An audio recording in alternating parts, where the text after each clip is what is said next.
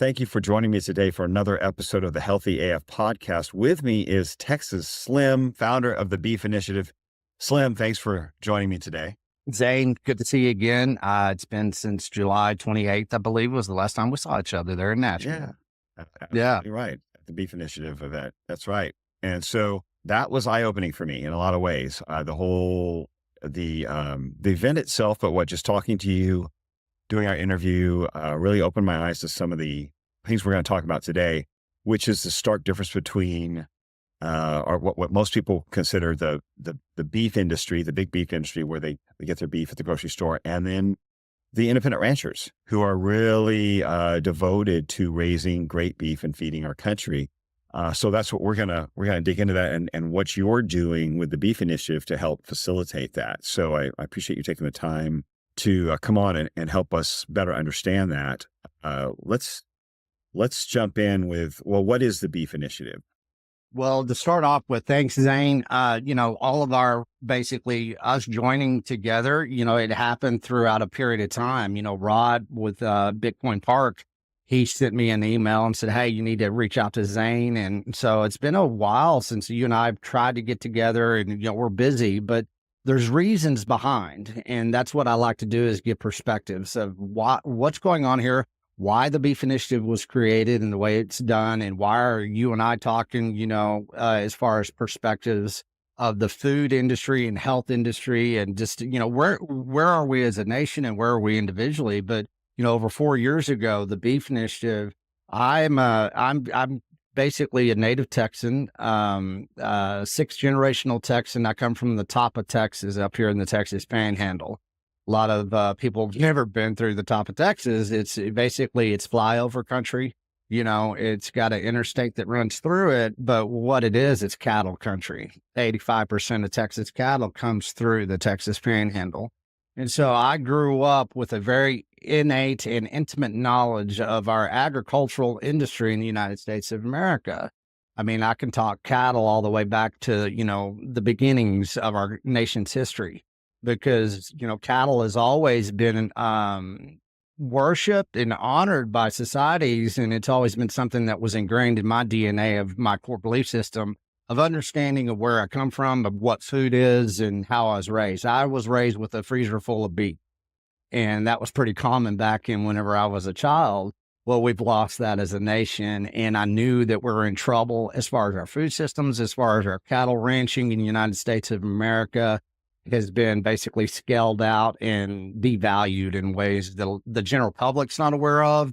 A lot of producers are not aware of. But what happened to me, I came from small town Texas, in less than 10,000 population, in a small town called Canyon, Texas. And whenever I was 19 years old, though, I tell people I come from agricultural poverty, because in the 80s, we had a financial crisis, kind of a liquidity crisis in agriculture. And I kind of suffered through that. And I was really the first generation. My parents were the first ones, probably, in modern times, that generation removed from the farm in the way they were, farm and ranch. I suffered from that, basically transition off the farm into, my mom being a breadwinner. She was a heritage woman, man. She's a farm girl. And all of a sudden, life changed in the 70s for American families.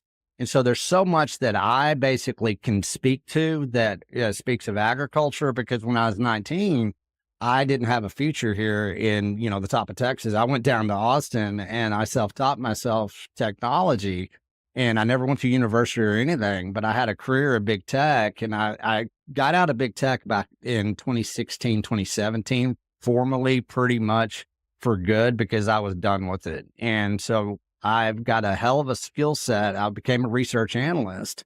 And so I take all of that skill set and look at agriculture, my DNA, and basically my pedigree in agriculture, where I come from, and, looking at food systems, the health of a nation, what we've done in cattle industry in the United States, and what we've done to, middle America as far as the flyover states. What have we done to our soil? And so I created, the beef initiative, and I wanted people to basically look about where we came from in our food industry. Why did we in the 70s say that we were going to go feed the world? Well, we never fed the world, and the gig is kind of up. And I think a lot of people are waking up. Hey, what's going on with our health? What's going on with our food? And so what's going on with our food? And if we can look at that collectively from somebody like you coming from, healthy AF, from the health side of things, being in your 50s, I'm in my 50s. Let's look at it, our food systems again. Let's look at our basically our agriculture, our livestock, what has happened to it, and how can we move forward? So, my son, which is now 20, he can eat like I did, in my 20s, 30s, and 40s. We've got to look at that now as a nation. Where's our health and where's our food, and how are we going to approach that? Yeah, absolutely. Absolutely. Yeah. I think really a conversation coming to the head. We just saw a lot of health influencer, both doctors and just coaches coming in front of the Senate last week, which didn't get a lot of mainstream press, but I think it was seen by a lot of us who pay attention to Yeah. alternative health. And they were just basically speaking, our food system's broken and our nutritional guidelines have been basically infiltrated by industry. Mhm. And this is really, I think the people who are paying attention really tells us where this is going to come from, how it's going to change. It's grassroots. It's going to come It from is. the consumers who want more. They want better, like you said, for themselves, for their kids, like you mentioned. And they're going to have to, going to vote with their dollars before we see much change on from the public sector, from Yeah. government or from industry. But it's this movements like this where you're connecting with ranchers, you're connecting with consumers, and you're helping people make that decision for themselves. And like you said, it's people have been, I think, since over the last 4 years, looking deeper into how they can impact their health, um, beyond or without influence from government or mainstream messaging, because they Yeah. found they couldn't trust it. So I think, yeah, you're right on target with that. It's just, the timing of it is where people are looking and making decisions for themselves, at last. Yeah. And it's growing and it's growing. Well, and this is what I knew, and it's a good kind of review there and good outline, Zane, because what I started at, I wrote something called The Harvest of Deception back in 2021, but that was several years of research that I brought to market. And so, I knew all this is daunting. Everything about it, everything that I do and I've touched is daunting. It's too big. It's too vast. How does the individual hear it? How does the individual hear it, consumer? How does the mom hear it? How does the cattle rancher hear, without judging people and to give that real good perspective? So, saying that, I've got relationships with producers and ranchers. We've got over 250 that have come into the beef initiative, right? Because they want to go out there and feed a nation the way that we've been told that we were feeding a nation the last 50 years. And so right there, let's get perspective. And so awareness is coming. The nation's waking up. Hey, a lot of things aren't as we thought they were, right? So it's daunting. So where do we start? Well, we got to understand terms and basically what is market access? What is market access? Well, it's you, the consumer, being able to look at a product and saying, I want that product. Well, 50 years ago, we were able to look at beef and you had a different market access than what we have right now. And so I knew that I had to basically go out there and identify all the issues. That's the harvest of deception. But we also always, where I come from, you better start giving solutions before you're even done talking about the issues. Because we live in this attention economy. And back in 2021, COVID, everything that's going on, everybody's grabbing attention. What we have to understand is the beef initiative is a basically industry specific, basically lifestyle apparatus corporation, but a collaboration and it's grassroots. It's a collection of people across the United States, consumers, producers, ranchers, farmers, everybody come together and saying, hey, we're like-minded. Let's go out there and engineer some new solutions for everybody because we know they're going to be wanting this here in about 4 years. Guess what? 2024, and this nation's waking up to that. So it's time to get moving. It's time to basically feed a nation in a way that this nation is really wanting to be fed and thought that they were being fed in a lot of aspects, but they just aren't. And so let's talk about that. Let's talk about the deception there. Let's talk about how Sure. the misconception about our food supply, our food systems, specifically meat, Mhm. because what I learned from talking to you guys, it was really eye-opening. I was just like, and it impacts so many areas. I realize that everyone's concerned about, but let's talk about where our meat is coming from that most people are buying in the grocery store, and how that's different from who you're Sure. connecting with. And let's talk about livestock. I'll be using words, right? And it's pattern language words that we need to understand. I'll be using words like meat for reasons, beef, chicken, hog, poultry, fowl, all this type of stuff. These are data attributes in computers, and there's a reason why. But I'm going to talk about beef. I'll refer to hog and poultry, but just to start off, let's talk about Jimmy Dean. Okay, Jimmy Dean is an American icon where I come from as far as food supplies and just the character that he was back in the 50s, 60s, and 70s. He comes from right over my shoulder, about 45 miles is where he was born. Okay, that basically food corporation, Jimmy Dean Meats, was established in Texas in 1969. Okay, well, now that Jimmy Dean Meats is now owned by the CCP of China. Okay. Mm. Okay, it's owned by Hormel, which is owned by Smithfield, which is owned by Tyson, which is owned by CCP of China. So Tyson is now owned by parts of the basically food corporation, because it's huge. You got domestic food corporations, you got global. Okay, so saying that Tyson is now owned by the CCP of China, that gives you understanding of who's making decisions to what you're feeding your children. Okay, so there's perspective.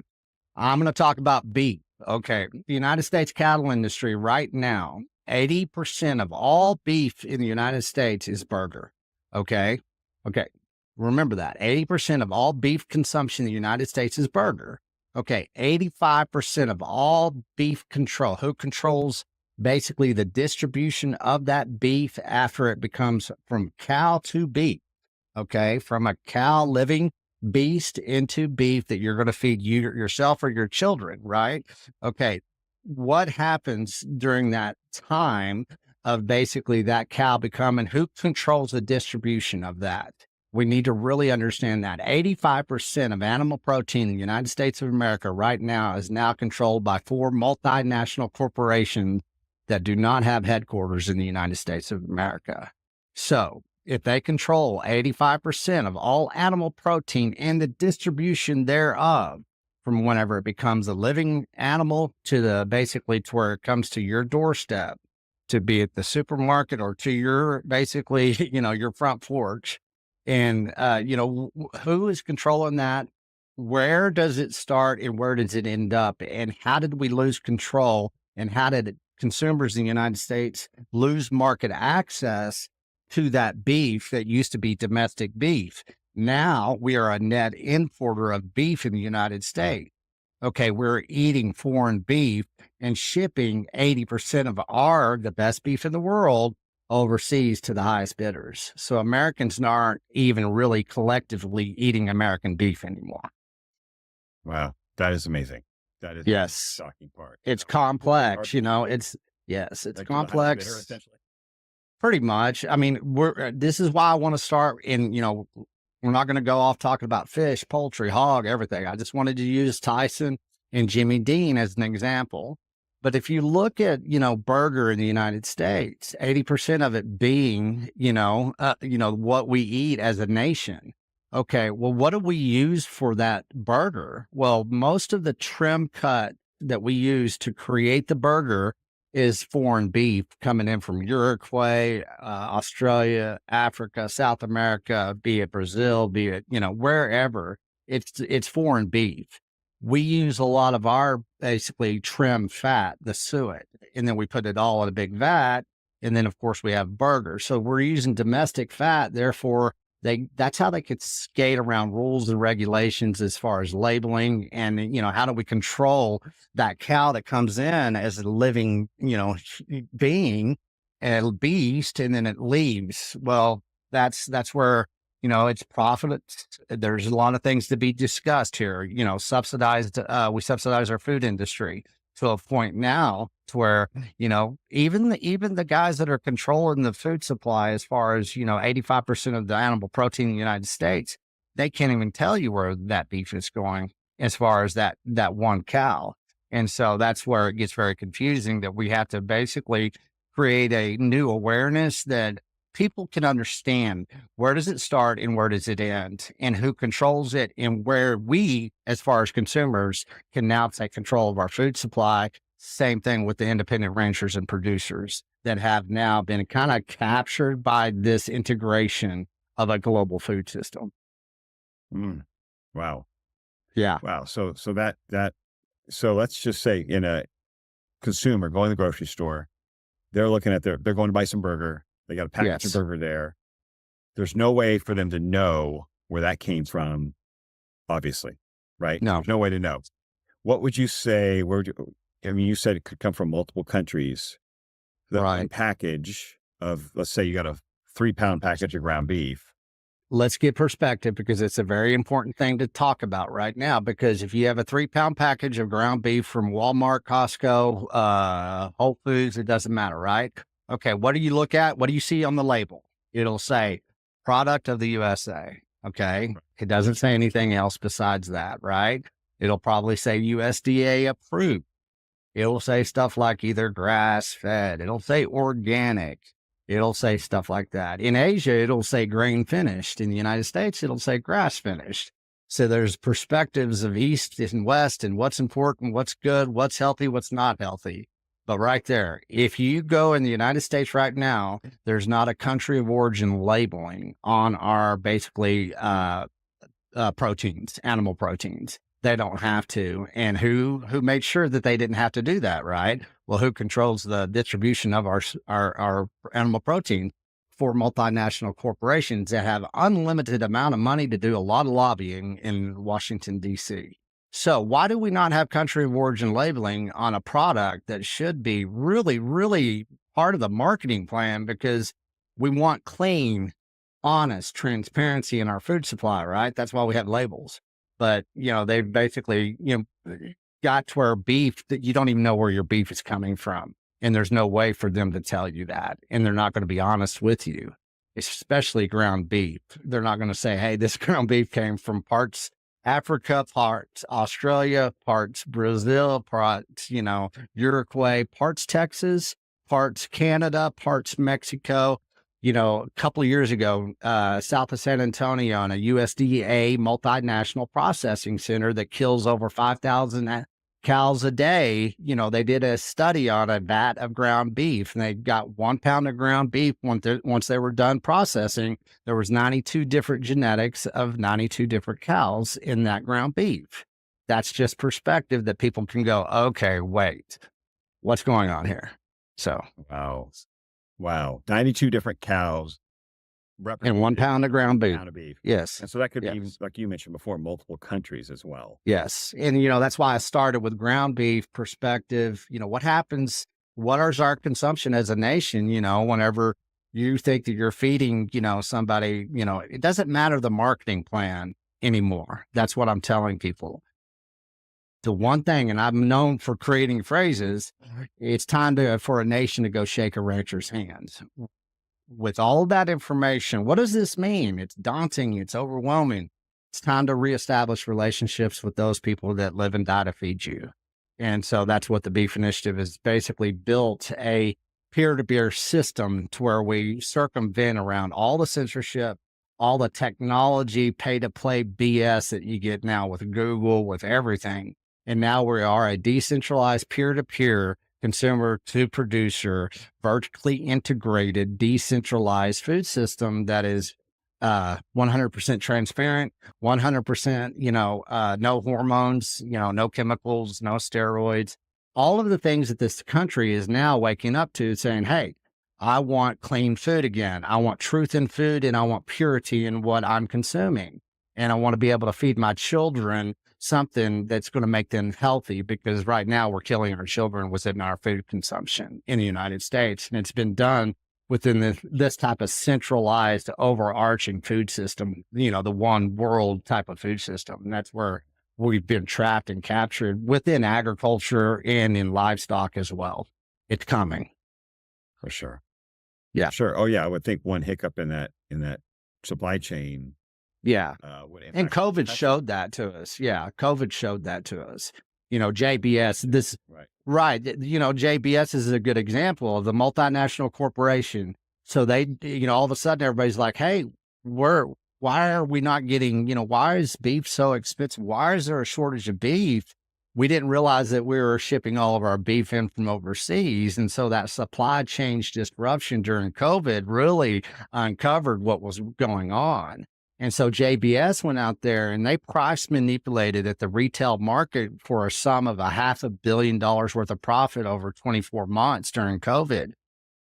The United States government, the current administration, only fined them $56 million for that price manipulation. General public has no idea that this happened.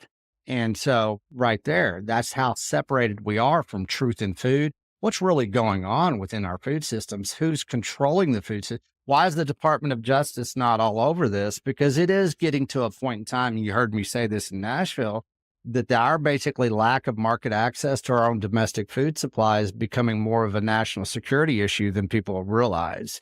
And that's Dr. Brooke Miller. You're talking about what happened this past weekend in DC. He's past president of the U.S. Cattlemen's Association. He was there in DC with that group of people saying, hey, folks, it's time to wake up. Yeah. Yeah, absolutely. Absolutely. So these is tied to, so you're talking about shake your ranch or salmon. There's so much to get into here. Right. I understand. So when you get your, let's say you got that same package of ground beef from a rancher in your region, or at least in the US, someone you've decided to trust with your food supply, that their package of ground beef, they would be able to tell you exactly where it came from, I assume. And, so Yes. and what went into that cow. I'm saying what they fed it, the medications it's had, so forth. Well, this is where, goes back, processing and packers. Where's the bottleneck? Where is all of this happening to where, they can actually, build this type of regulatory corruption into labeling and, distribution? Well, it's at the processing center. Okay. And once again, perspective. I live in Texas. We have 254 counties. We used to have 254 microprocessing centers in each county in the state of Texas that process local, basically agriculture, local livestock, be it poultry, be it hog, be it, beef. And so what have we got now? Well, we've got 4 multinational corporations that have basically, replaced those 254 microprocessing centers. And so, yes, I mean, you were in Nashville, you ate those tomahawk ribeyes. Well, all that beef you ate came from one producer. That's Cole Bolton of K&C Cattle. Well, his hometown meats processing center in Luling, Texas is USDA. It's a smaller micro processing center that we used to have in the United States. We used to have in abundance. Well, that's what we surrendered over to these multinational corporations, that control to be able to build, facilitate, and take to market locally raised protein. And so that's what this nation's waking up for. That's what the Beef Initiative is now successfully stewarding. We're building processing centers and we're educating people. This is what you have to where you can actually just have 1 pound of ground beef from one cow. And you know what that cow basically, who the rancher was, the genetics, where the forage, the soil, what did it feed off of? Was it grass fed? Was it grain finished? What was it? What was that input protocol? You and I have talked about pattern languages. And so what is the input protocol of the soil, the grass, and the cow? That's what most ranchers in the United States love to talk about every day. But now they have a general, public that doesn't even have access to know how to have that conversation. Hey, what'd you feed that cow? Why did you feed that cow that type of input protocol that you did? Is it because you're in West Texas and you suffer droughts, or is it because you're up there outside of Nashville and you guys get so much rainfall? This is where we used to talk. We used to have these conversations. We don't do that as a nation anymore. We just look at the label and go, hey, is this going to be healthy? What are the omegas? Well, who knows? Well, we can tell you the omega 3s, the 6s, because we know all the input protocols of the soil, the forage, and the cow. So we're just getting back to where we used to, where we came from. That's what's exciting for where we are right now. Yeah, it sounds like with a little bit more science and insight than we ever talked Yeah, about before. But I mean, you can actually talk about the things that people are asking about or looking for exactly. with precise knowledge, whereas there is none of that coming from the industrial system or the CAFO system, which is what most people associate with the beef industry as a whole. And Right. I think what we're seeing is a big distinction between those two systems, uh, including like how they're fed and the ability to track what's in your packaging. And I would guess that's where the hormones and the antibiotics are coming into our beef is in those CAFO systems because of the way they're Yeah. having to live. Yeah. Okay, so Well, let's ranching, talk you don't need to do that. Yeah, let's talk about the life of a cow, right? In the United States now. Let's talk about that. That's the best, thing to do. You heard me talk about, Dr. Brooke Miller of Ginger Hill Angus. That's his ranch outside of Washington, Virginia. Okay, he's a cow calf type of guy, but he's also a seed stock guy. He raises some of the best bulls. Okay, Angus genetics. That's what really a lot of people are eating these days is the Angus cow genetic line of beef. Okay, so saying that he's a bull guy. He's not a cow calf operator like you say, these CAFOs. So you have all kinds of different types of ranchers, producers in the United States. You have your seed stock guys, you have your cow calf operators, you just have people that just love to raise beef, right? And so there's so many different ways to get in to be a cattleman or a cattlewoman in the United States of America. And so what we've done as well as a nation is that we've really overly kind of homogenized what it means to be a rancher or a producer, a grass farmer or, a cattleman in the United States. And so let's look at that because what we have is too many trends that influence people's decisions whenever it comes to health of a cow or health of, the soil or even what is USDA prime? What does that mean? Well, that's more of a, it does have a lot of scientific meaning in it, but within the beef initiative, we can talk about those omega 3s and those omega 6s because we've also been doing those types of studies of soil, of basically the flesh of the cow themselves to see, the nutritional guidelines that we want to follow. Not something that's been put in by a 3-letter alphabet, agency in DC. And so that's where we are going to start creating this pattern language of education, understanding of what does it mean to have clean beef? What is USDA prime? Well, we've got some different basically equations, and they're more natural and they're more organic and holistic.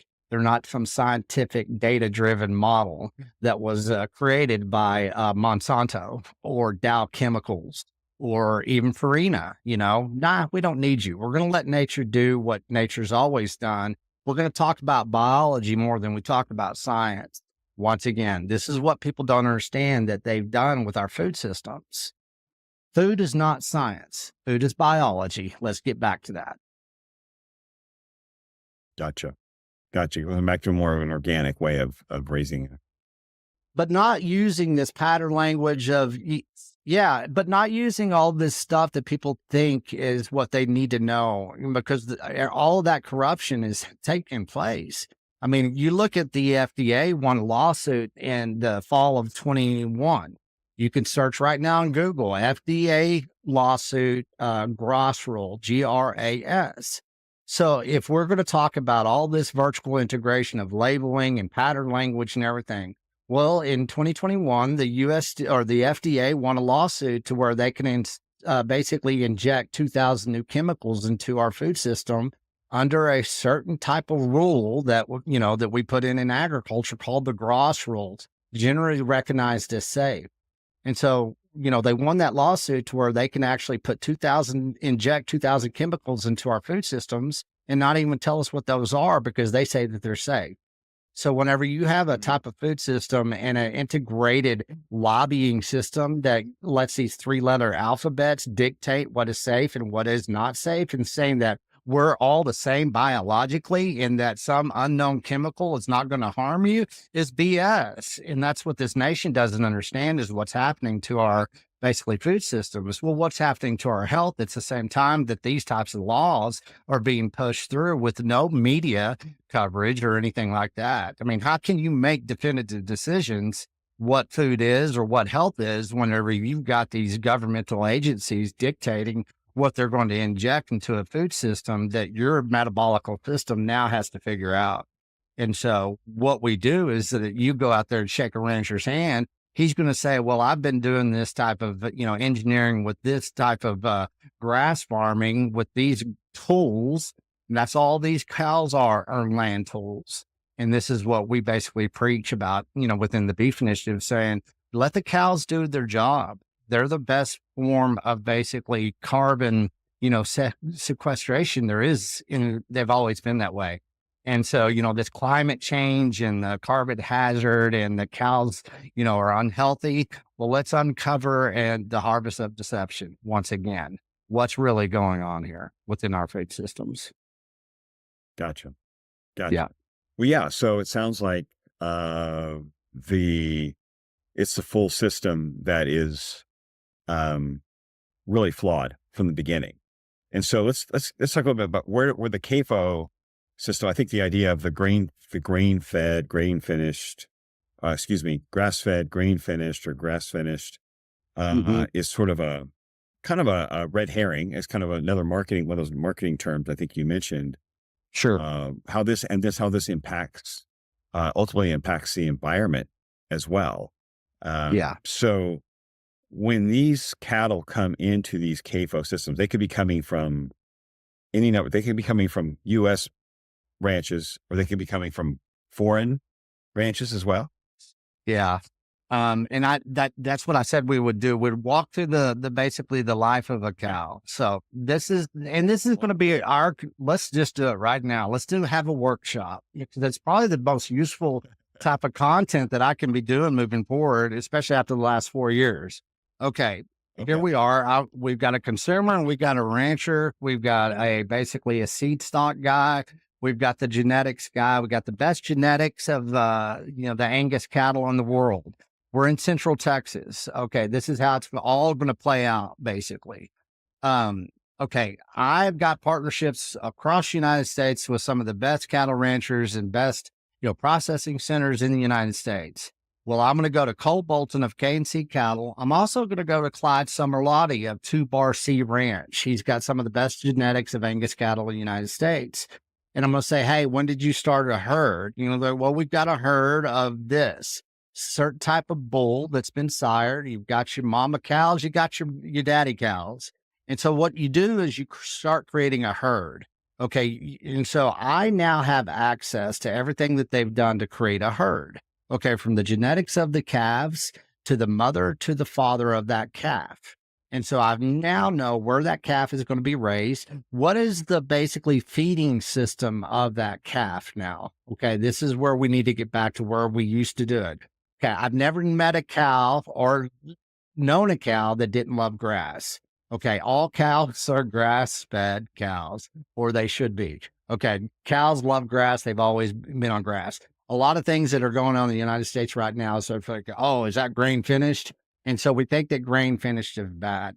I think that a nation really doesn't understand why they're collectively. I don't want to generalize too much, but collectively, I don't think this nation understands that grain finished beef is some of the best beef in the world when it's finished correctly with the correct grains. Okay. What people are very anti against right now is genetically modified grain finished beef, because that genetically modified grain system is from Monsanto and this whole centralized, basically multinational system that has destroyed our soil, destroyed our cows, basically, in a lot of ways. It's destroyed our forage. It's destroyed us in so many different ways. What we're trying to get away from, once again, is the chemical engineering of the input protocol system within cattle feeding. Okay. We want to get back into a more natural regenerative input. A lot of people are pursuing grass finished beef right now. Well, that's excellent. I love it. Jason Rick of Rick Ranches in Colorado. He's part of the Beef Initiative, some of the best grass finished beef in the world. But he'll be the first to tell you he has a system to where he can finish off that cow grass finished in a way to where he doesn't have to rely on a grain based finishing off. Not every rancher in the United States of America can finish off beef grass finish to bring you the taste profile that you want, or for that cow to even be healthy. And so let's stop right there. The difference between grass finished and grain finished beef. Why do we like it? Why do we hate it? Why are we talking about it the way we're talking about it in the United States? And then I'll tell you my ventures. I've been to Australia. I've been all over Asia. I've been on 4 continents, 2 different hemispheres over the last 24 months, looking at the global beef intelligence. So I can speak to it of why are we talking about beef the way we're talking about beef in the United States? Well, it's a marketing plan at this point in period of time. Let's get perspective back to it. So why do you think that everybody thinks that grass finished beef is the best? What do you hear from your side of things, from your, feedback from your clients and everything? Well, the belief is that grain finished causes sickness in the cow because they're fed grain for the last 3 months or 6 months, or whatever it is of their life. Sure. Creates sickness within the cow, creates an immune reaction, and they need antibiotics and they need hormones to add to the growth. But basically, they're just trying to fatten them up, and that has a negative impact on the stress of the cow as well as the fat profile, the omega-6s, like we mentioned earlier. But again, the addition of hormones and antibiotics really is a big component too, because of the impact of the grain on their digestive. Sure. Yeah. And guess what? They're right. They're 100% correct. Are they correct all the way? No, they're about halfway there. Right. And so go back to Cole Bolton of K&C Cattle. Okay. He does grass finished but he does grain finished. That's what he loves. He's from East Texas. He's a commodity cowboy. It's in his DNA. Same with me from West Texas. I mean, we grew up commodity. That's what we do. And so, that's what most of this nation is, commodity cattle. Well, let's go over to Jason. Okay. We got Cole Bolton. He does grain finish. We got Jason Rick. He does grass finished.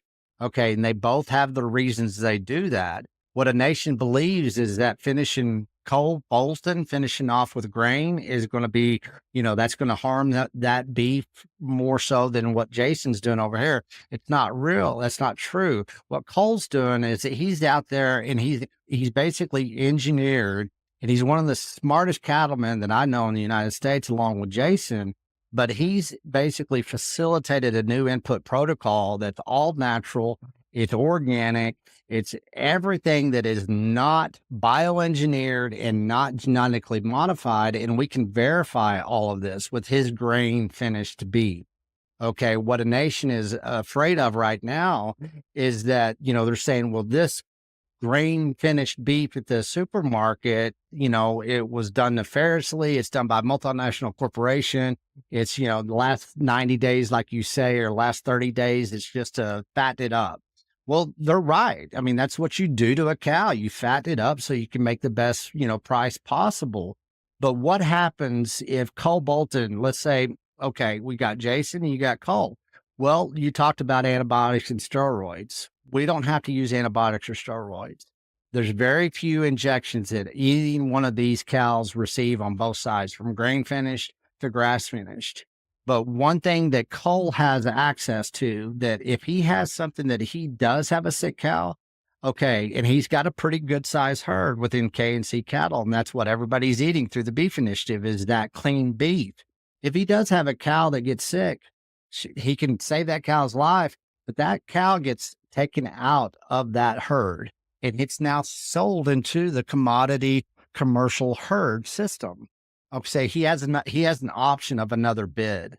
Okay, and this is what we don't have in the United States as far as producers.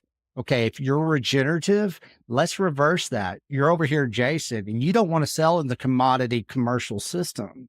Okay, what happens to a cow that gets sick? Well, and if he doesn't have basically an auction house to where he can sell that calf is never going to be eaten. It's never going to be basically sold. Where is that other bid for that cow? That's what we're doing in the beef initiative. There's always another bid to basically for the producers to be able to sell that cow after they've basically engineered that input protocol system of feeding for that cow. Right now, it's auction house straight into the multinational system.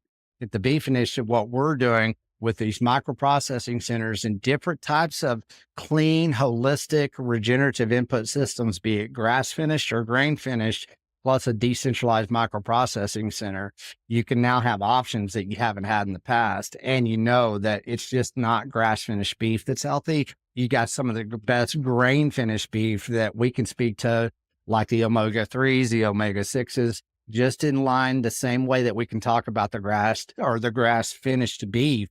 We can talk about the grain finished beef the same way that your clients are wanting to talk about right now. And that's what I'm going to start moving forward with, are all those studies of both finished off of those input systems, of those cows, of those ranchers, of those producers, and the differences of nutrition and different types of forage across the United States. We've got all that information. You know, you were just in Wyoming. That grass system up in Wyoming is different down here than it is in West Texas, right? Or even out there in Colorado where Jason is. Let's talk about that. And that way we can inform the public, but we can also help all these producers, because now we're developing another bid because everybody's getting educated now and consumers are changing their demand into a system that they understand now and that they trust, instead of just being, guesswork. It's like I'm going to Kroger's here and it says, I don't even know what country that's from. And so if you don't know where your beef is coming from, right, let's get into the mRNA technology and what we discovered in COVID. We now know that they're using mRNA technology in hog in China. So there's a good chance that people are eating hog in the United States that is basically now been facilitated. And we don't have any ways of knowing if that basically hog has been injected with mRNA technology. Robert Malone, Dr. Brooke Miller, that's the type of information that we're bringing to the general public through the Beef Initiative. And so by knowing that, if you don't have country of origin labeling in cattle, well, there's countries that are already starting to inoculate mRNA technology into cattle. 80% of our animal protein in the United States is foreign beef. Here we go. Right. See the conundrum? So you have to go out there and shake a rancher's hand. You have to become more informed as a general consumer in the United States.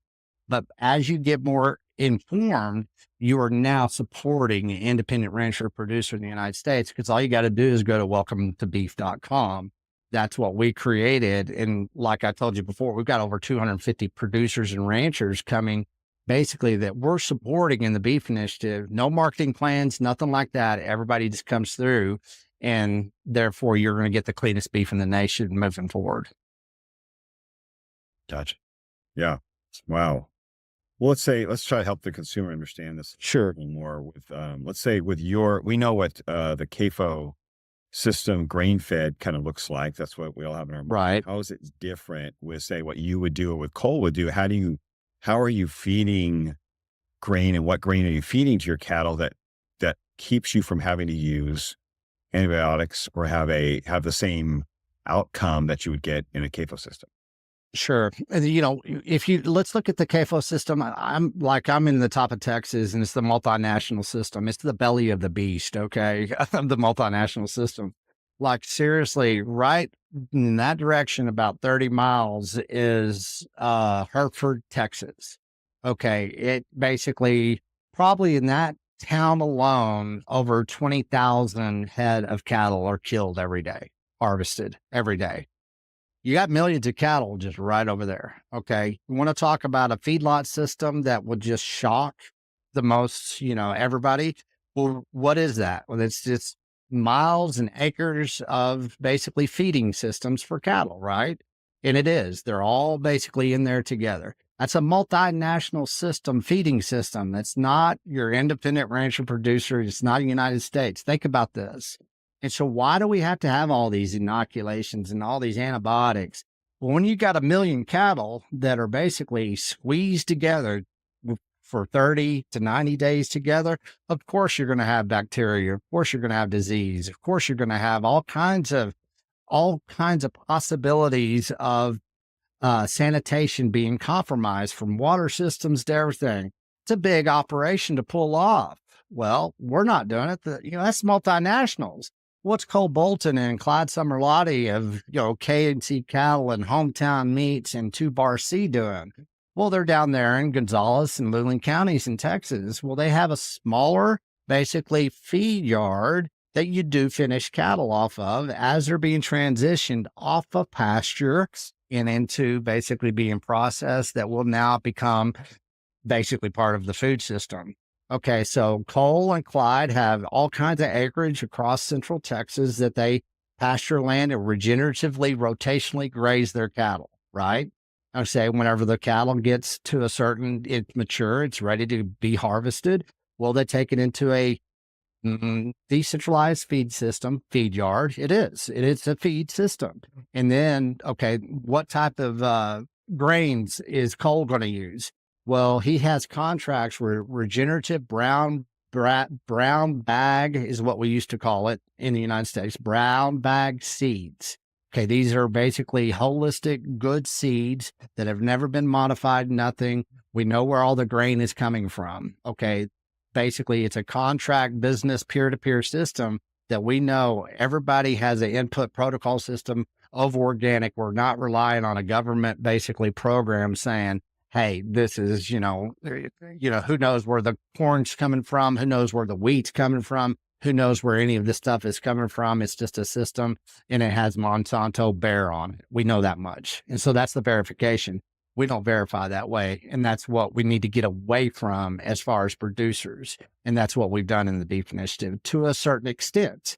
You're still going to have a lot of industry that you have to use that is in the centralized system that is over here in the decentralized, kind of what we've done as far as the integrated system, from taking, that cow from whenever it is born all the way to your fork.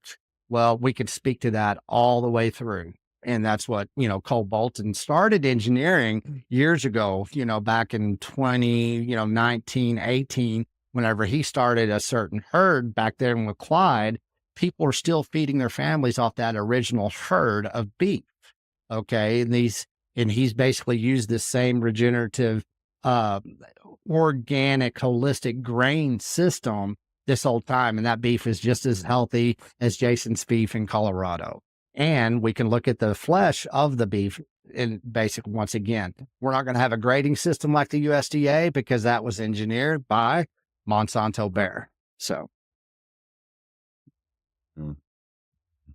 Gotcha. So he would be feeding them specific grains from, like you said, he sourced it from somewhere that has not been genetically modified. It's kind of original or heirloom grains, they might call them. Yeah, I mean, I don't know if you met. He's probably not using as much either. Right. No, you don't have to, exactly, because they're natural, more dense. Okay, I don't know if you met Bernie there in Nashville, but Bernie, he's the founder of Better Fed Foods. Okay. And what he's a regenerative input protocol system for the soil, for the forage, but for basically the cow. And so if you look at him, they have a system that operates just like a multinational system as far as, where's his input grain systems coming from? Where is his fertilizer coming from? Where is everything that we're feeding the soil and the forage and the cows, where it's coming from? Well, we have an integrated system, and we can actually now distribute his input protocol system across the United States as well. And so that takes time. And that's what we've been doing in the regenerative agricultural industry in the United States for a while now. And that's where we are kind of turning this page within cattle ranching Instead of using that commercial commodity, genetically modified, bioengineered feed, I'm going to go over here to Bernie with Better Fed Foods, and I'm going to actually, that's the other bid that I'm talking about. And the general public's going to want to know, hey, did you feed Better Fed or did you feed over here, this genetically modified system? And so now we can speak to that whole integrated system. And so once again, businesses that are decentralized, that are more holistic, are now working together to come and create these collaborations, kind of like what you and I are doing within the health, of your understanding of health from the humans, my understanding of the health of the soil and the cows. Well, now you're getting all these integrated systems from producer ranchers that have probably pretty big herds that are now having confidence and saying, hey, I'm going to go ahead and switch this full integrated system into this new regenerative input system. That's what we've been working on for 4 years in the beef initiative. So now there is that other bid, not only at the auction house, at the processing center, but also the input protocol system. So it's pretty daunting. So, but then that's what allows you to tell your consumer exactly to the beef. Yes, 100%. There's nothing random about what's going on there. Right. There's nothing random. And that's what, once again, though, we have to give perspective. People will say, well, I want to know and exactly where that cow came from. Well, that same person is pulling over, 2 days later to eat at Chick-fil-A. Well, you don't know what's in, Chick-fil-A. So, let's get perspective of why are you asking the questions you're asking? Are you actually asking the right questions? And who told you to ask those questions? Let's understand what the right questions to ask. That's my job, to basically get people to understand that we're not asking the right questions when it comes to the quality of beef. And we're not asking the right questions when it's coming to the health of the soil or the health of the cow itself. So let's start asking the right questions. Let's deliver the right answers, and let's all start sharing that collective knowledge together. And it's not a marketing plan. It's it's a workshop that we're doing together in real time. And that's what's beautiful about the beef initiative, because it's just never ending. You're always we're going to start doing herd shares where the consumers do have access to basically invest into their own personal food systems for their family. It's like they're not going to be all guessworking anything about their food systems anymore. You're going to come to the beef initiative and you're going to say, hey, there's Texas Slim. I'm going to get into his herd share program that he announced was Zane Griggs. And so your clients will now have access to basically our herd share program through the beef initiative. So that's what we're going to start announcing to people. So no guesswork there. Exactly. Yeah. And then Right. and you have access to us. We're out here talking every day. You're going to say, hey, man, I just, I know who basically grows my food for me. And it's a wonderful feeling whenever you have that type of relationship, because you start forming a better relationship with yourself. And there's an obligation there of spirit that you're like, hey, man, I'm going to support this rancher, because we have to, man. Zane, we lost 27,000 farms and ranches in the United States last year. And, that type of CAFO system that you're starting to learn so much about, that's under attack as well. So what happens whenever we don't know or don't have a personal relationship with those ranchers and cattlemen, cattlewomen that are trying to feed us? What happens? Well, we've lost them forever, and that's where we're going. Right. Right. Well, it reminds me, I just kind of step back one minute, with the grass-fed thing. I had a client buy grass-fed, grass-finished beef at Whole Foods, right? And you're thinking, okay, it's just organic, regeneratively raised, grass-finished hamburger.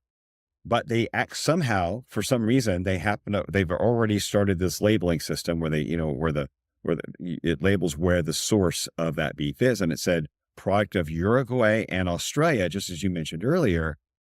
And so, okay, so you got a 2-3 pound maybe package of grass finished beef. You're assuming it's going to be US, raised on grass the whole time. And it's coming, just that little package is coming from 2 different countries. So like you said, you can imagine it's probably got at least 80, 90 different individual cows in that package. Yes. If they're coming from Yes. 2 different countries. come from different countries, Yes. but it's still grass finished.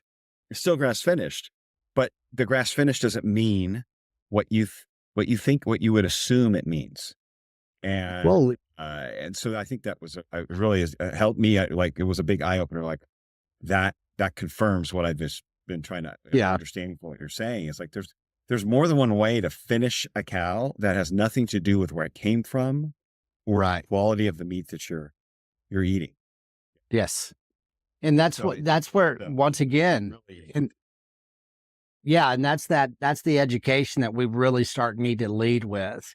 To where, okay, if you know exactly that you said is definitive and true, accept that it's true, and you don't know where that beef is coming from, and that you, the individual, have to go out there and facilitate access to food that you know where to get it. Well, welcome to beef.com. Right. And welcome to beef.com. That's what we tried to do, is to make it that simplistic. Will Harris of White Oak Pasture, he was the first producer in the United States that introduced grass finished beef to Whole Foods before old Bezos owned Whole Foods. Okay. Now you look at Whole Foods, I call it whole paycheck right now. But what has changed since Will Harris introduced that protocol, that input protocol system into Whole Foods? A lot has changed since, Bezos, Amazon bought Whole Foods. And you're just, once again, Uruguay. Okay, grass finished beef from Uruguay. Okay, did they use mRNA technology in Uruguay? Are they using it in Australia? Possibly. Do you know that as a consumer? No. Do you know that as far as Whole Foods? Probably not. Are you going to? Nope. So, I mean, what kind of verification are you wanting to know within your food, right? Okay, it's grass finished. Well, it might have mRNA technology in that grass finished beef. Is that the best beef you want to be eating right now? Or do you just want to go down and shake a rancher's hand over your shoulder that's just 20 miles, maybe even just 10 miles down the road? You found them going through the gates of the Beef Initiative.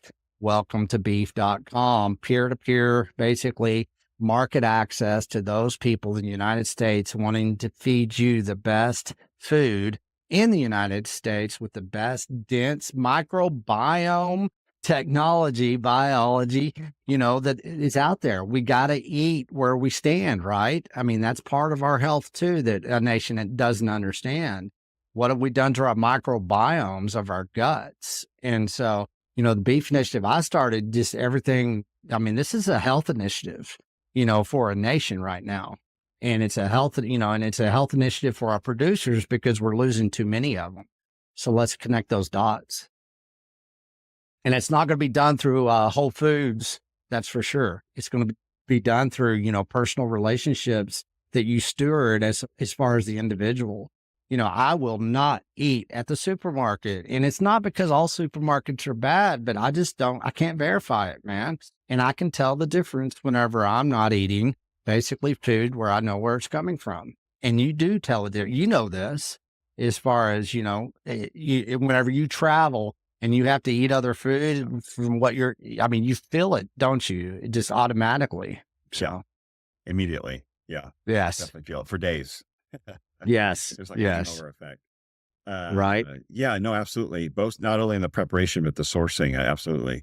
Um, yeah, that's really, that was really an eye opening understanding Hmm. of this. And then I started looking at the full system. I mean, the economic system, you said food security, keeping our ranchers who are really, I think of as our earliest, small business people for this country. We're Hmm. ranchers and farmers, Yes. and we're Yeah. losing that sector of our small business. And if we don't support them, they're going to keep getting, kind of shoved out of business by the multinational system, just by way of economics and efficiencies and so forth. It's just, uh, because they're subject to it. They're subject just to this control over the Sure. system and supply chain. Um, the advantage that these systems have, these multinational countries have, is that corporations have, excuse me, is that they're feeding their cattle from a subsidized resource, a government Yes. subsidized resource of the monocrops cycle. And I think 90% of our soy meal and about 40%, over 40% of the corn raised in this country goes to feeding, uh, cattle or livestock of some kind in this Yes. industrial system, which you guys were not, which the ranchers are not partaking in at all. They don't have that What? advantage. You're buying high-end food, but the Right. multinationals are getting subsidized, so made cheaper. This food's made cheaper and for a reason, and that those monocrops are then damaging our soil in a way that's preventing the soil from absorbing the carbon that everyone's complaining about. This complaint, and they're saying they're blaming the cow farts. They're blaming the Yeah. cow fart for a buildup of methane and carbon, which recycles back into the soil if you have good soil. But we're destroying our soil with a monocrop system that's feeding the industrial system. Yes. The And industrial it's system. like there's two different like flywheels here of we got a monocrop farming system with a multinational economic system and supply chain with really low quality food. And then we have another flywheel with like the high end grain, like you mentioned, in the grass from wherever that region is, to a high quality, an economic system with our nation's earliest, independent ranchers and small business owners who are trying to feed the country and being driven out of business, but they're creating the best beef. So you have two different Yes. units that really operate independently of each other for the most Yeah. part, other than a little bit of overlap when one's got to sell to the other. But it's for the most part, they can operate independently. They're not dependent on the same inputs or Mm-mm. systems. Yep. It's basically the bottleneck of basically commerce. That's where we're screwed up because that's where we basically who's profiteering, who's gaining, who's losing, right? And you just pretty much gate that two flywheel system here. That's exactly where do you play in that as a producer and a consumer to where it doesn't screw the producer and the consumer up, right? That's what we have to figure out. And that's what the Beef Initiative figured out. That's what you and I figured out. That's what we're trying to tell the nation. Hey, this is this two flywheel system. And this is where you need to be playing a part of it and where you need to get out of the system. And whenever you have different options, you have different ways that you can spend your money or invest into a new herd system in this basically genre. So of thought and of commerce, that's what we're talking about. All this happens because who's making money and who knows how to make that money? Is it free money or is it real money? Is it hard money or is it debt? Is it USDA insurance policy or is it, is it cash money from a consumer? Where, let's quantify, what type of money is being exchanged here in these systems in this two flywheel system as well. And so that's where it gets very complex and inundated, especially. So, but talking about that, basically, as far as where's the value of the cow, that's a good question that I challenge both consumer and producers, both across the board. And you look at the auction house, right? We're talking about the other bid. Whenever a cow calf operator takes, that calf all the way, let's say, 2 years, it's a good, mature, ready to go to harvest. Okay, he takes it to the auction house. Okay, it's time to basically sell your herd. And this is where he has to go sell his herd. So the other bid, okay, right now in the United States of America, we've got the lowest inventory of cattle over the last 70 years. Okay, let's think about that. What's been happening over the last 2 years? Because it takes you 2 to 3 years to grow a really good herd. Okay, just in generalization, I'm generalizing right now. All you ranchers don't assassinate me, for we're trying to make a point here. And so if you've got basically the auction house right now for over a year and a half, we've had the record high prices. Okay. So who's the auction house? That's the multinational system. That's wholesale beef. So you've taken this cow calf operation. You've got a big herd. You got to sell your herd. It's time to start over. You've got to profit. You got to make your margins and you got to invest into your next herd so you can maintain being a cattle producer. So you have to sell. Well, you you're doing great right now because the auction house prices are the highest they've ever been. You don't even have to worry about taking your beef to market because you're making so much money right now at the wholesale level that you don't even have to take your beef to market. You're not worried about it. You can start another herd. That is what is currently going on right now. Okay. Being the lowest inventory we've had, where's all the beef? If we got low inventories, we're shipping all of our beef overseas. Okay. Our producers right now, we have the lowest inventory of cattle domestically than we've had in 70 years. How are we going to rebuild our herds? What happens when the auction house basically price manipulation? And I believe that's what it is at this point in time, just like JBS did at retail. I think they're doing the same at the wholesale level. Okay. They've basically liquidated our inventory in the United States for our cattle. Okay. Now they've got all the beef. Okay. They're going to turn beef into caviar in 2020 because now they own all that beef because they've been given high prices for it. Where's all of our basically domestic cattle? Where's our new herds? Where's the money? Well, where is this money that was basically been paying at all these record profits at the auction house? Well, I think that's USDA money. That's government basically lobbying money. Well, I'm not for sure yet, but that's a lot of free money that's been being shopped around and the cattle industry for 2 years. When the cattle industry drops down, what you'll see at the retail market is that they'll turn beef into caviar. Then they'll keep it there as far as retail price in the United States of America because they're still shipping all our beef overseas.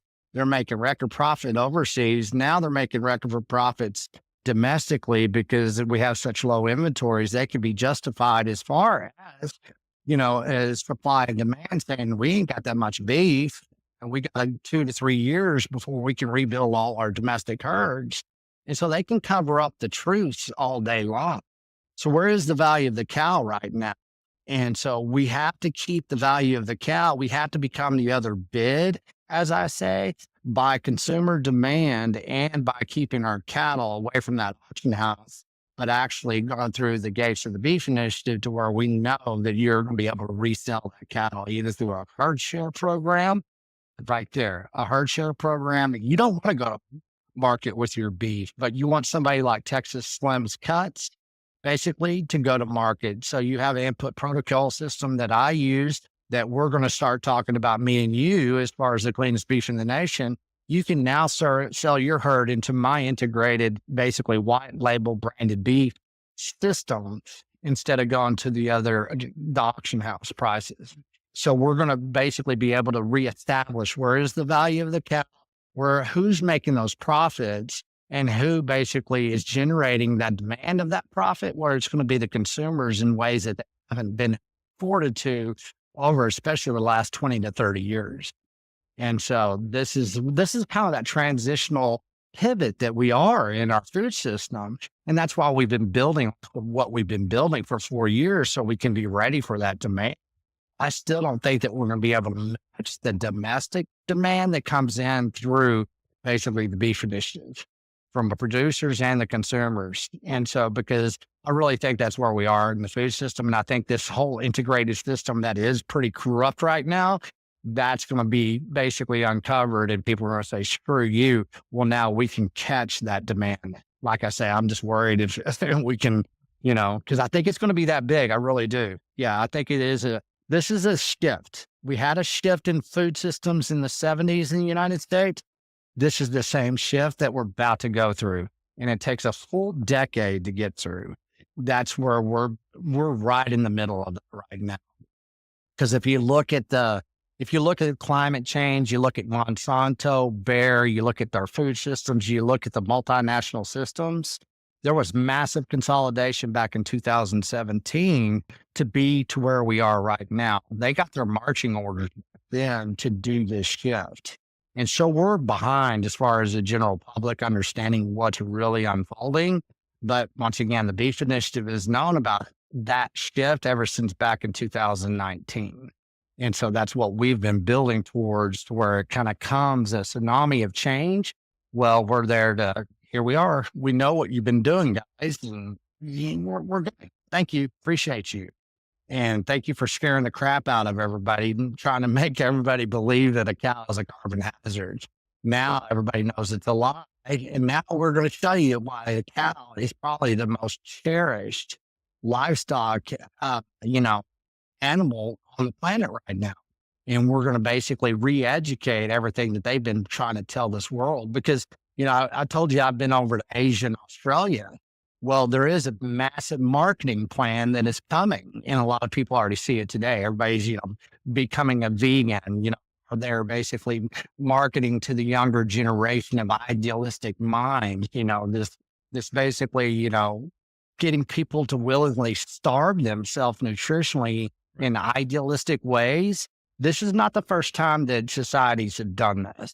And so I've seen the after effects of both of the industry side of things from the cattle industry in Australia and in Asia, all the way over here to the United States. And so what you're having a massive marketing plan that's going to be coming, and it's going to be really just compounding the lies about nutrition and food and how basically, how do we feed ourselves? What is nutrition? What is food? What is a cow? And why are we basically demonizing the cow? Because if they keep on continuing to have success with demonizing the cow globally, like they are with the WHO and the WEF and this climate change, what happens to the marketing plans of beef in the United States? Once again, pattern language. They're redefining what meat is in that basically pattern language definition within the USDA. What does that mean whenever they redefine what meat is? And then what do you think basically whenever you're eating 30% cricket dust now that they are saying is actually protein and they're going to be able to say it's meat? Well, you're not going to know this because they're manipulating the labeling laws, the food laws, generally recognized and safe. Here we go, right? So they've got a system that they can manipulate until the cows come home. And they want to make sure that you're not eating cows anymore in the Western Hemisphere, because everybody doesn't understand that there's been some new ranches that have been built across this planet. The East is now becoming the West is becoming the East. The East love to eat beef. And now in the Western Hemisphere, everybody's being told that beef is going to kill you. And so, once again, this is a global industrial food shift. And so what's the messaging? What's the marketing? What are we doing within governments? What are we doing within industry? And who's basically supplying the content, the definitions, and then the end product? What is going on here? And that's the global industrial food shift that I talk about. Absolutely. Like you said, they're going to make beef caviar. So the price of our beef is going to be increased so that we're eating less of it, and then they can ship it off. Well, Come, we won't even want to eat it though, right? That's the plan. It's like, we're okay. Hey, it's science. Hey, we're evolving as a species. We don't need to eat this. That's archaic. Oh, we're more sophisticated now. And that's what they're really doing. And they will capture people's basically, imaginations, and they're basically consumption models by that type of programming, even propaganda. It's just propaganda. And this is what we're up against. This is an information war. And whenever it ends up basically being delivered the way that's going to in the Western Hemisphere, well, our children are already sick, and so are the adults. This is not going to fare well for us, because what they do is they make beef look, they make meat look, they, declare it a carbon hazard, and then they inject what I like to call them fake commodities into our food systems that are forever injections into our food systems, kind of like what they did with seed oils, what they did with canola. That's just one little example that there's no reason that we should have ever consumed canola oil in the United States of America. Do we know why we do it? No. Do we think it's nutritionally healthy? We don't know. It's just there, right? It's just there. But because it's just there, we consume it. We don't talk about it that much. But what happens? We create a whole industry around a fake commodity that never needed to be there, but is making hundreds of billions of dollars for the multinational system, because they know how to game the system, and they know how to game the medical system as well. And that's basically where we've engineered the medical, pharmaceutical, agricultural complex, they're all working together. They have their own flywheel of death and destruction, right? And that's where we're up against. And that's how we've got to exit out of that system into a new flywheel system, like you said earlier. And it's not as hard as people think it is. That's what we have to basically bring that clarity to everybody. Mhm. Yeah, and there's plenty of motivation to do so. Yeah. Even from the rancher standpoint, if they're coming into through the beef initiative or beef.com, where they're selling just directly to consumers, they're going Similar. Right. across, maybe, the auction system may give them a better wholesale price now and then than they do on other years, but across the board, I would think long term, they're going to get more Yeah. money from their beef from a direct to consumer approach than they would from the multinational wholesale auction system. All right. Well, and they will, and it is. And once again, this is a generational shift within mindsets of ranching and producing too, right? Let's talk about the old school boys, the OG. You got to give them all the respect in the world because they basically are, everything that we are as far as culture and heritage. And these guys don't like change, and would they? They basically created a cattle industry that is robust. It is the best in the world. It's the best that's ever been created. But what we did is we basically we went to sleep on the watch on a few things when it came to technology, and the technology that was integrated into our food systems and within cattle ranching is basically where we've gone dark as far as understanding what's really going on. And so, me being a research analyst, I really like to bring that to the producers' understanding and mentality. Hey guys, we're in a different game here, man. Technology is going to be used against you in ways that you don't understand. And one example that I'm starting to bring and talk to, which I don't talk to, is a lot of people in the cattle industry, the independent producers and ranchers, are the ID chips. Okay. And that's something that, the air chips, and they're trying to digitize our cows in ways it's not needed, but they're going to make the general public think that it's sanitation, it's safety and all this, but it has nothing to do with that. It's basically more of track and tracing, just like they're trying to track and trace us, during COVID and everything that they're going to continue to try to do. COVID was just a beta test. And so they will continue to make us try to comply. Well, they're trying to make the cattle industry comply into basically the digitization of our cattle. And that's just something that cannot happen. If that happens, and I don't want to go into it on this podcast, but that's probably the beginning and the end of independent ranchers and producers in the United States. Hmm. And that's not being dramatic whatsoever. There's a lot of good use cases for using digital technology to track inventory. Sure. Boom. Let's do that. But beyond how they're going to take this and padlock into enforcement against our independence, and then what they'll do is they'll leverage into more basically power of being able to sell their beef anywhere in the world they want to sell our domestic beef. And so they'll just basically be able to say, hey, look, we can track this Texas beef all the way into some of this best grasslands and the best genetics of beef in Texas. And you, Mr. Asian businessman, have, full rights to everything about that cow, about that producer, rancher, and everything. And who's going to be making the profits there? It's not going to be the rancher. The rancher will be used just to do the dirty work. And that's nothing new, nothing new. So, and it's just going to be a system of control. Yeah. Yeah. What will you do? Is what you're saying. Yeah. Middleman and go right to consumer. Sure. Yeah. And what we are right now is we have the technology use agreement. Monsanto created it in the 80s. Like if you're not using their seed, they're basically integrated system of herbicides, pesticides, their genetically modified seed of 2024, then you're out of business. And this is how they will treat the cattle industry. And this is how they will be able to use the RFID chip the same way they've used the technology use agreement.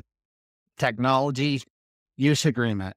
That's very telling whenever I say the word technology, because that's what they're doing. They basically go in there and say, hey, this is wonderful for you today, but in 2030, man, you're not even going to be here. You're going to be out of business. And we're going to make sure of it because we're going to leverage this technology to make sure that whatever it is, You won't be able to have basically interstate capabilities of commerce because you made a mistake and they now have it digitally tracked through a RFID chip. This is what the producers and ranchers don't understand. It's like, well, I'm not ever putting one of those on my damn cows. Well, you'll never sell it at the auction house. Okay. So what happens to that cow when you can't sell at the auction house and you're not USDA certified as far as your processing? So they know what they're doing. And most producers and ranchers are going to be, in the dark about basically a lot of the intentions that are basically being engineered by, a system that has captured us in a lot of ways. Wow. Wow. Like they're doing with everything else. Just Yes, pretty much. And we need to go if back in time a little bit. We need to go back to where we it do, was in the 60s, essentially. yeah. I mean, let's talk about the farmer's market. Well, farmer's market used to be fun. You used to have, guys, they would say, hey, it's fall. And, during the summer, it's produce and they get to exchange everything. Well, that's where they're talking about, hey, I've got a hog over here. I've got a herd here. That's where everything happened. That's where the barter system had started really materializing peer to peer. You got to talk about your season. You got to talk about, are we in a drought season? It's not going to be as good this year. What affected your harvest? And this is what we've lost. And you should eat the seasons again. You should start living like your grandparents. You should not look at it like, hey, you're basically engineering anything that's going to cause any suffering. It's a lifestyle that I think a lot of America needs to get back into. You look at, I was listening to Tucker about 6 months ago, Tucker Carlson, and he made something very, very, very poignant point. Every American should get in their car if you live in the city and drive 500 miles. And, it doesn't matter the direction. Tell me what you see. Well, I've been doing this for about, 5 years on the road. I've traveled 172,000 miles in a pickup truck. I've been on 4 continents. I've been around the world twice. I know what the United States of America is right now, and we're hurting. We're basically a food desert right now in the United States. We have a lot of marketing plans that work. We have a lot of basically, food that tastes good, but we don't have a lot of health that basically backs that up as far as that should be what we're consuming. And if you drive across the United States of America right now, you'll see that we are a food desert. And most of rural America that used to be the most healthiest and the most empowered in the United States are now just as bad as inner city. Because if you go to rural America, you have a Dollar General, you have a convenience store, and you have a Walmart. That is basically what rural America, that's what we're feeding. We don't even have access to our local eggs, our local butter, and our local beef. And so if that's the case, if we don't have direct market access to our own food supply, what does that say for our nation? Who controls that food supply? Who owns Jimmy Dean? Well, that's owned by the CCP of China right now. So let's get perspective. This is a global industrial food shift. And people don't realize that, we said that we were going to go feed the world back in the 70s. We never fed the world. We didn't. We created basically a highly profitable, subsidized distribution system that benefits a lot of multinational corporations. And basically how they got there is no different than like big tech works right now. Do you think that Facebook went out there and engineered all the code that Facebook uses? No. Meta owns, that's Facebook. Who owns Instagram? Did Facebook really go out there and create Instagram? No. Okay. So you look at these multinational corporations and how they go after food systems. Well, they go after and they basically successful food systems. In our basically system in the United States of America, we've been selling all of our raw materials to multinational systems for a long time. And the gig is up. And I think that, people are going to start waking up to that fact. Mm, mm. Wow. Wow. Yeah. It's a racket it's pulling from our health. It's pulling from our economy. It's pulling it from our environment. Um, Mm-hmm. we talked briefly about regenerative ag and the impact that would have on on pulling carbon back in. I think a lot of people don't realize that carbon gets pulled back from the soil because of the health of the soil. It can actually stimulate rainfall in that area when you improve the soil, which is what a lot of these ranchers do with, like you said, the cow being on that soil. Uh-huh. And some of them are using these regenerative ag techniques that are taking what you like in Texas, where you have the 9 inches of rain a year, if you're lucky, right? And you have that little buffalo ground, Right. these drier areas. And in a matter of a few seasons of basically strategic grazing, essentially is what it is. Yes. They're seeing bees, birds, new grass growing, or just grass that was dormant in the ground. It just didn't have the inputs, the stimulus Hmm. that it needed, right? From a lot of them coming from the cow, but they're seeing birds, bees, eagles, other types of animals coming back into those areas, and increased rainfall just from the way they're grazing their cows on that soil, on that land. Yes. And And this is, to think, and it's not something that takes 20 years, it takes a handful of years. It's just a few years, 3 to yeah, 5 years, and you can see a difference. And it's amazing. I don't think people realize the impact that has on all these things we've been told to be worried about and complain, that we're hearing about that are being supposedly caused by the cow, or actually can be remedied by the cow right. with methods that not only improve the soil, but they actually can improve the amount of food available for their cows and raise more cows per acre than they could have Yes. with a different system. And so it Yes. boosts the food production, and it improves the environmental impact, which then improves our economy and our food system. And then that, with more cows produced on more land, well, just by supply and demand, you can eventually bring slightly the price of that cow down for the consumer. The consumer will be able to afford it slightly more affordable because the farmer's making more money per acre, right? I mean, I think it's a system that feeds itself from every angle, from the environmental, the economic, and the health aspect, as I mentioned before. And we've been sold something completely different. We've just been sold, Yeah. I think that's what you're saying, is we've been sold a completely different understanding of that system, and that there's no solution. There's the only solution is to limit and to reduce. Right. Yes.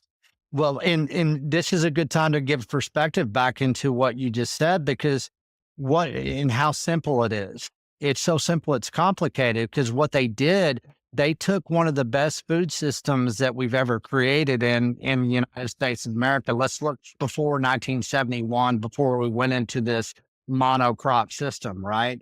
Okay, what they did is they took a working holistic food system that we had engineered holistically in the United States of America. You brought up before, back when Thomas Jefferson was here, 99% of people in the United States of America were in agriculture.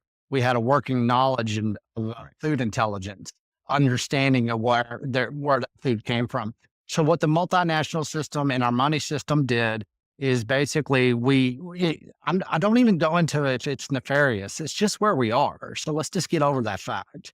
Okay, what we have to look at, let's follow the money. This happened because of a money system that is going into debt. We're $35 trillion in debt in the United States of America. So if your money is broken, your food system is broken too. If your money doesn't have the same value it did 50 years ago, your food does not have the same density of nutrition that it did 50 years ago, because our food system is so subsidized right now that there's no way it could have that same value that it did 50 years ago. And it's simple as that. And so follow the money, right? Let's follow the money. Who is benefiting right now? Who is gaining, is saying what they're saying in a centralized media contract, as they're doing across the globe, of course. But let's go back to Will Harris, and you're talking about what happens to an ecosystem. Well, he does such a fantastic job of his ecosystem of white oak pastures.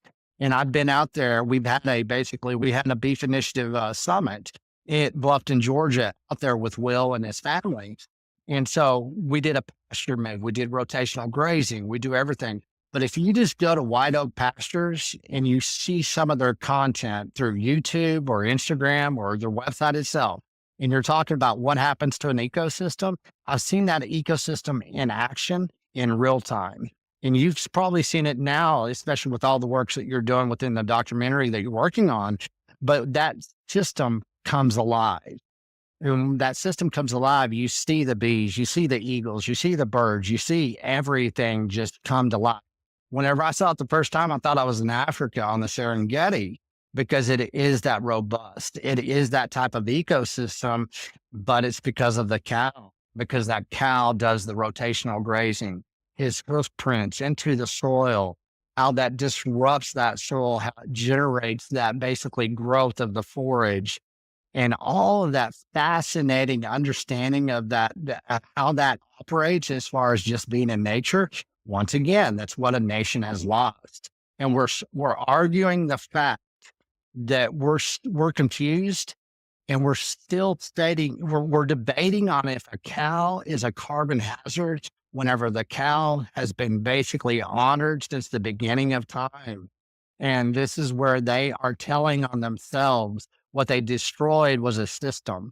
And now they're telling on a system and they're trying to reinvent that system that they stole from us instead of just giving it back.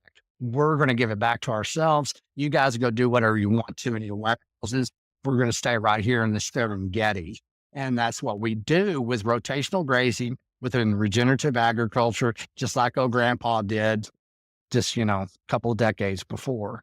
And so we haven't been that far removed on how grandpa did it. And Will Harris will speak to that because his father was a commodity guy. He was a chemical guy. Will Harris is a first generational rotational regenerative farmer rancher. Remember that. And here he is teaching the world now what is regenerative agriculture that he learned not to do from his father. So it's a generational shift. And that's all we're going through here. Let's put it into perspective. Let's just do it right. Let's honor what's in front of us. How did we get here? Both good and bad. Let's honor the good, the bad, and the ugly. And let's facilitate together what's going to feed our children that deserve better than what we've given them right now in the United States. Absolutely. Absolutely. Yeah. So the answers are there. And I could sit here and talk, right? I don't know, let's create an infomercial, right? And I could do that because this is what we've been doing and building, right? And just as the type of, Right. I didn't realize that we were so far removed as far as really understanding what food is. Seriously. I mean, I've met tens of thousands of people. And some of this, you look at the testosterone levels of men in the United States right now. It's the lowest it's ever been as far as in recording testosterone. Why did that take place and how did it take place? Well, it's because of our consumption model, just not our food, but our audio, our video, and our food is basically, it's devaluing health and our understanding of what food and health is. Let's be honest about it. Same thing in cattle ranching. It's no different. Same thing that how we're treating our cows now, it's the same way we're treating us. Where's the health and where's basically the death and the destruction? Where are the deceptions? Because we're working in unison here. It's just that it's not healthy like it used to be. And I think that if people can bring that perspective of the individual being a producer or consumer, then you can engineer your own consumption model. And you don't need doctors. You don't need Texas Slim telling you all this stuff. You can go out there and do it on your own because it is that natural. It is. We've got so many means now to go out there and get the type of information that we need to where we can make individual decisions. And I think that's one thing that we have to understand about agriculture too. You don't have to have Monsanto Bear telling you how to raise a cow or how to feed or fertilize that soil, that grass anymore either. Mm-hmm. Right. We can learn how to do that. We have information and we have Yep. people who have done it ahead of us. Correct. Right. Correct. Yep. Yeah. Very empowering. It is. It's empowering. I think people want to get into it, but I think the best thing to do initially is like you said, shake your rancher's hand. Find a rancher whose hand you can shake, and because they're already doing the work, and yes, and start and just shift your dollars, shift your attention, shift your consumption to a better system. Well, and that's just, this is where we got to change the pattern language. Okay, let's turn pop culture on its head right now. Number one TV show in the world in America is Yellowstone. Okay, so why is that? Well, everybody likes hanging out with a bunch of cowboys and horses and cattle and mountains and all that, right? But let's look at that. If that's the number one TV show, 4 years ago, that was the number one TV show. But I told everybody, I said, hey, y'all just don't understand this. This is a great American health initiative being led by the Great American Rancher. And why is that? Well, now we get to speak of the why, the what, and that. And so you and I get to go lead a great American health initiative that we've partnered up with about, starting right now, 250 ranchers across the United States of America. We're going to go lead the Great American Health Initiative, and people like Zane Griggs is going to be basically the trail boss. You know, you're gonna basically be guiding us from the health perspective, because there's so many men out there right now. We'll start with men. You know, our men. We're in our 50s. Men need to wake up, man. We're not this unhealthy. This dad bod crap that was engineered into our existence is all part of the propaganda, part of all of the studies that they've done on soy protein. Oh my gosh, you should go over to Japan and see the types of studies that Japanese have done on soy protein. Man, they go way back on soy protein. You should see the studies they've done on American soy protein, genetically modified soy protein. What is that doing to our young men in the United States of America? Well, they've got definitive proof that it's screwed us up. But, you know, that type of research is not allowed in the United States of America because, you know, it's not peer reviewed the correct way. But, you know, there's a lot of things that we don't understand that they've engineered into our food supplies that are now making us less than men. And that's just something that you cannot argue with. We've got metabolic health under the radar right now in the United States. And we've got all people like you, Dr. Sean Baker, Dr. Ken Berry, Dr. Brooke Miller. We've got so many good doctors and people that are in health and fitness that are working now with some of the cleanest beef in the nation. So you and I are going to go out there and we're going to engineer basically a new health initiative together. So That's amazing. That's awesome. Yeah, yes. I'm excited about it because it's bringing the solution. You can point out the problem. Yeah. You got to bring a solution. And sometimes Yeah. the first solution is real simple. Is change your consumption. Yes. That's wow. Yeah, very exciting. I think you're right. I think it is a good time in the timing is good with the awareness and the seeking of truth and answers and people wanting change. They've had Yes. enough of the old way. They've been shown how that way doesn't work well enough, at least Right. have. And there's a real grassroots movement to change health and to change our health and change our consumption. I mean, it's an exciting time. It's a difficult task, but it's exciting because of what can come of it, what can be turned around, because we are heading in the wrong direction. It can't continue this way, and us continue to be have the strength of a nation, and then, as you said, on an individual level, to have really healthy children, healthy family. We're watching that disintegrate. We're watching the health of our children disintegrate, where 40% are seeing pre-diabetic or overweight, and so it's much like the rest of the population. And so we're at a crossroads. We're at a crossroads. Yes. And the timing is imperative. So I'm 100% with you on that. It's like this is the time, because if we don't now, who knows? Yeah. If we Well, let's put perspective. You and I were talking about the strike that's actually it's moving forward on the Eastern Seaboard, starting in the Gulf of Mexico all the way out to Maine. Okay, that's the Eastern Seaboard of the United States of America. Let's go back to COVID. It only takes 3 days to clear out shelves. Okay, so let's put food into perspective. Okay, whenever stuff like this happens, let's say this strike, you're not going to be getting bananas. There's going to be things that you will be able to see that you did not get in a timely manner. Let's look at beef. Let's look at cattle ranching in the United States of America. 27,000 farms and ranches were lost last year. We got all kinds of asset reallocation happening in agriculture right now, where we don't have the same access to grasslands that we used to have because of that reallocation. Okay, you're getting something as far as distribution in the United States. 85%, 80% of our beef is coming from overseas. Let's see what happens whenever we don't have access to our own domestic cattle ranchers anymore. Let's see what happens when you don't have access to global distribution anymore. Okay, judge those. Those are two litmus tests that you need to look at as far as a person living in the United States right now. How do you engineer your independent food supply for you, yourself, your family, and your children? Okay.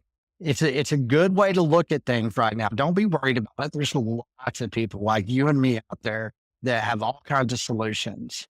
And so let's bring that perspective back of the strike that's been going on or about to go on, COVID that went on with lots of, corruption, manipulation that happened there. Let's look at us, every individual in the United States, and let's go individually engineer a food supply system with everything you and I just talked about. And it's a fun challenge to go because it is about lifestyle. This is a lifestyle. It's not a diet. Who do you talk with every day? What are you consuming? What are you listening to? What are you watching? Who are you interacting with? Who are you giving your dollar to? Let's do an audit, and this is a good time to do it because you have a lot of people coming together. It's not going to be so challenging for that individual to be able to go out there and look at everything from metabolical health to your distribution of your food, market access to Dollar General or to Whole Foods. What is it? Are you eating from Trader Joe's? Are you eating, Profits? Are you getting your foods from Whole Foods, HEB, Kroger, Costco, Walmart? What's the distribution system that you're relying on? Mine, I know a lot of independent ranchers and producers across the United States. They don't all feed me beef, but I can go to each one of them. They'll feed me beef, but guess what? They know people that make butter, eggs, chicken, hog, fowl, and all just starts falling into place once you go shake a rancher's hand. It really does. You don't have to overthink it. And that's something that we're basically ready to tell the nation, hey, let's work together. Let's do this together.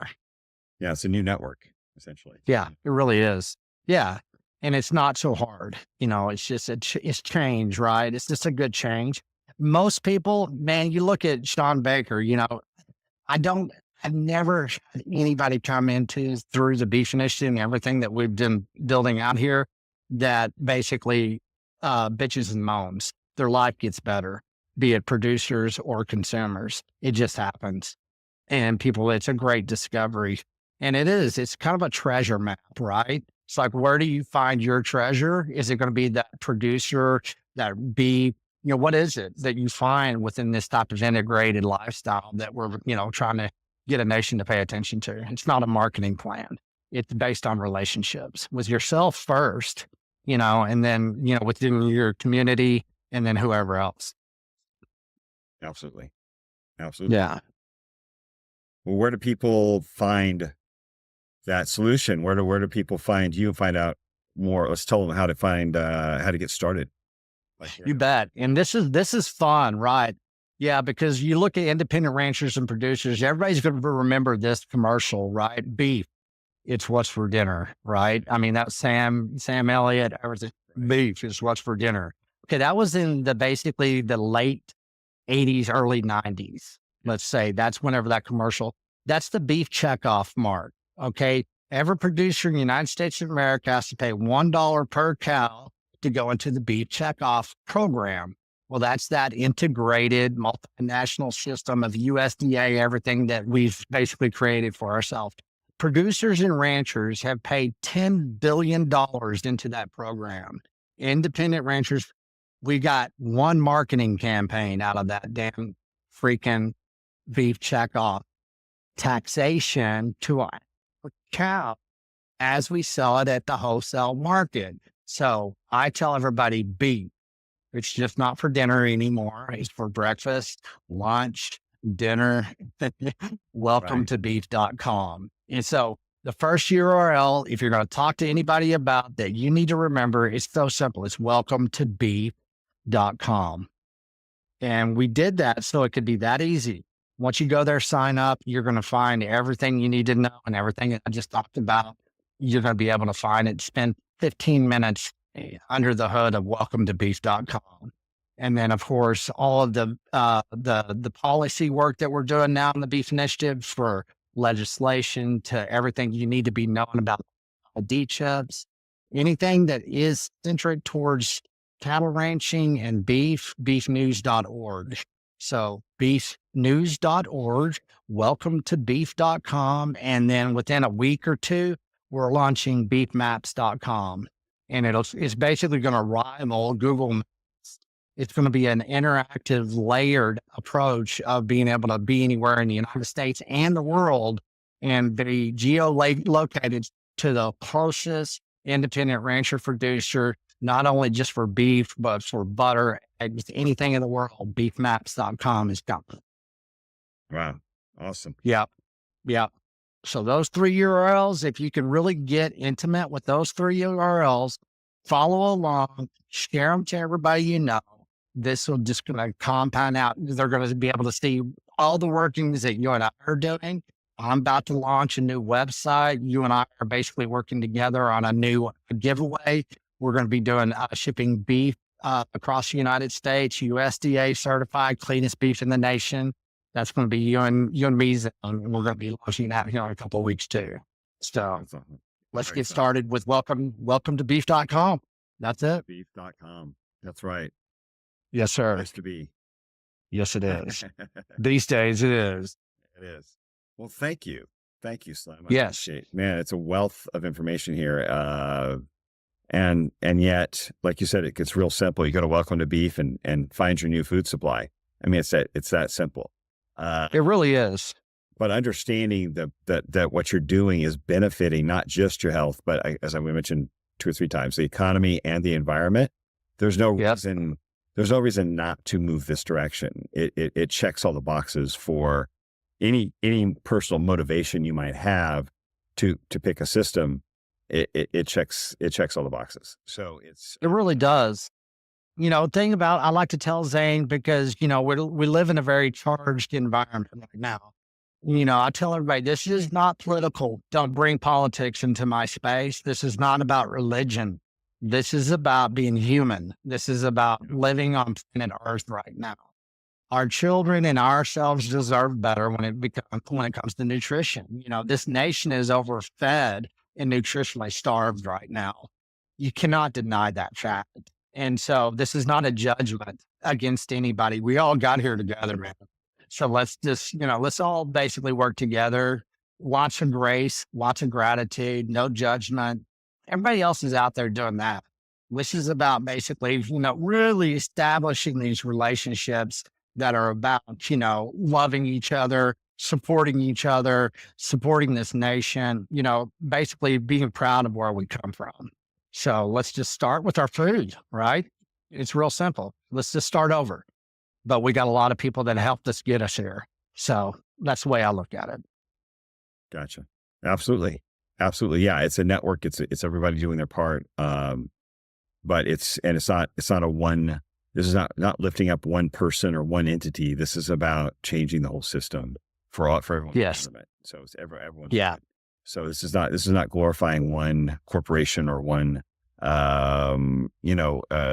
individual, someone trying to make leverage the system in their favor. This is about improving the system for everybody. And so I think that should be very clear now if you're understanding how everything works. This benefits everybody in every way. So man, it's exciting. It's exciting time to it really is part of this and to see the health of the nation shift. Happening on a grassroots level. It really is. And, you look at this integrated system that you just kind of said, it's an integrated system that we're moving forward with. It's got some improvements. It's got some new technology. It's got some new inputs.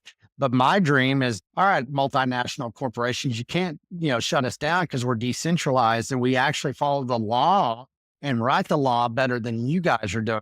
So why don't you guys adopt what we're doing? And that way everybody wins because we're doing it the right way. It's just about truth and food, man. That's all it is. Let's get back to truth and food. Quit lying to us when we're not going to lie to our consumers, and we're going to be honest about food. So once we start doing that as a nation collectively, you cannot stop truth. It's just a timing issue. So let's just speed up that timing issue of truth, and let's do it together. Absolutely. All right. Wow. We got a lot here. Well, thank you. Thank you, Slim. Again, amazing. Thank you, Zane. A lot to do, but it's all good work. And I'm looking forward to partnering up with you to move this forward. We'll probably be doing more of these. Yes, we will. I look real soon as well. Yes. And what we're going to do is let's make a series out of this. If we have the time and, once we get moving, this is a lot of information. Let's break it down into categories because that way, this is a good introduction. But I think we need to do a kind of a seminar based. This is what you really need to, because there are going to be people out there that want to go talk about this to their family and their friends. Let's give them real true action items that they can true follow up with. And that way it'll be more of a workshop seminar type of, because we're ready in the beef issue, we're ready to start talking that way to the general public. That's amazing. Yeah. Great idea. Yeah. Great idea. Yeah. All right. Inform people, educate them, arm them with the truth, and then let them take action. You bet. 100%. All right, Zane. Well, I'll be talking to you real soon. Thanks, Slim. Yes, sir.